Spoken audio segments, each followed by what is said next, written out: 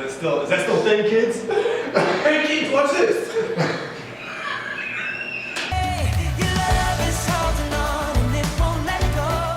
In our last video, we talked a lot about how God doesn't change. We talked a lot about uncertainty. We talked a lot about different things that are happening in the world right now.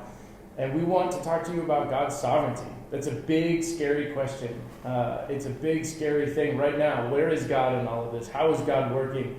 Did God allow this to happen? Did God make this happen to draw us closer to Him? And we just kind of want to talk a little bit about the theology behind the sovereignty of God. So how would you describe and explain briefly the sovereignty of God, Dylan? Yeah. I think the easiest explanation when we talk about God's sovereignty is God's ability to be in control, right? And so, I mean, there's so many different routes we could take talking about this, but ultimately I think all those paths kind of lead back to, do we really believe that God is in control or not? Absolutely. Right. That's a great answer. And so, Joe, I'll ask you simply, do you believe God's in control? Yes, I do. How? How can you say that confidently or maybe not? Yeah. No, no, it's a funny question. It got me. This has got you journalism. How can you say that? I mean, seriously, there are people that are not afraid of this virus, but don't necessarily believe God's in control. Right.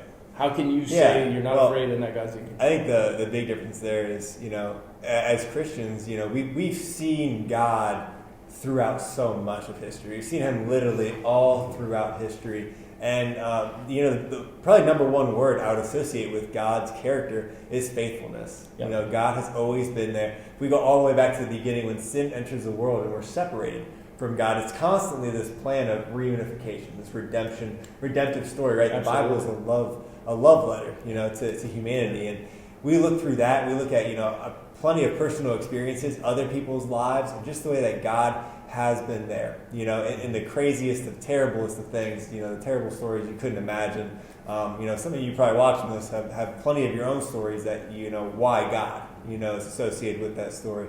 But nonetheless, God is walking, through all of our brokenness, constantly redeeming each moment.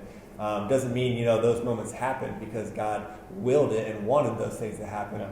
But it does mean that God was still there and God is still here. And, He's faithful in every way. So I've walked through plenty of that myself, and seen it in other people's lives. So a lot of that is, just my view on how, God's been there.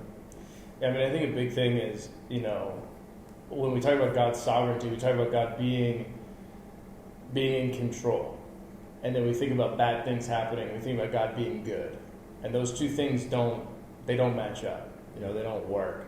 Dylan, how can you see God in control, but also seeing bad things happen? And how do you reconcile that? Yeah, and that's a hard thing when we look at our world, right? How can we look at coronavirus, we look at the fatality rate, and still be able to say, you know what, I do believe that God still is in control with all of this. And so I think for myself, like I said, the question of God being in control, right, is that the case? And even defining that a little bit more of that means that God has a level of authority over all things. That's good. And so I think the difference here, though, is even if things like coronavirus are going on, or 9/11, or pick any disaster, any situation you want to pick, and being able to say, if those things are happening, does that mean that God isn't in control? Because I don't think that really lines up. I mean, we could look at that, and you go back through Old Testament and New Testament, you can see so many examples of times when things kind of went haywire, but God was still in control. God still had authority over the situation. And God was able to have the authority to redeem those situations that come out of the brokenness and sin in the world. Mm-hmm. And so I think it really boils down to God is in control because God has authority. That doesn't mean that God is the ultimate puppet master sitting over here controlling coronavirus to infect these people, but not this group of people, and these people get really sick and die from it, and these people don't. Right. But that God has the authority to look at everything that's going on and say, I am still in control, and I am still going to be there for my people. And even though some of this bad stuff is going on, this bad stuff is happening, God is still wanting to be there with us. God is still being faithful through all of that situation. Right. And it's not like he's some cosmic power that just hits play and sits back and just watches as people panic. He's interacting with us through it, even though he's not the author of it. The one that orchestrated the plan and the strategy for coronavirus to start in China and then spread to all the ends of the earth. He's still able to be in control. It's a big topic. It can be scary. It can be confusing.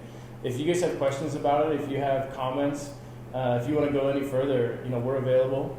Send us a text message or reply to this somehow, and we'd love to keep this conversation going.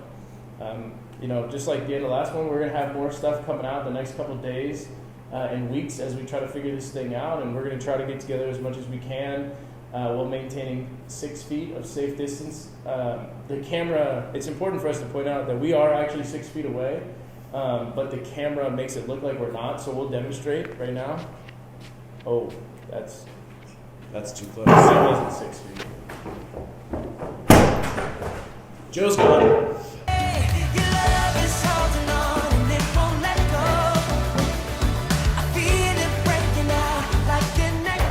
That was good. We did it. It only took us 10 minutes. Good work.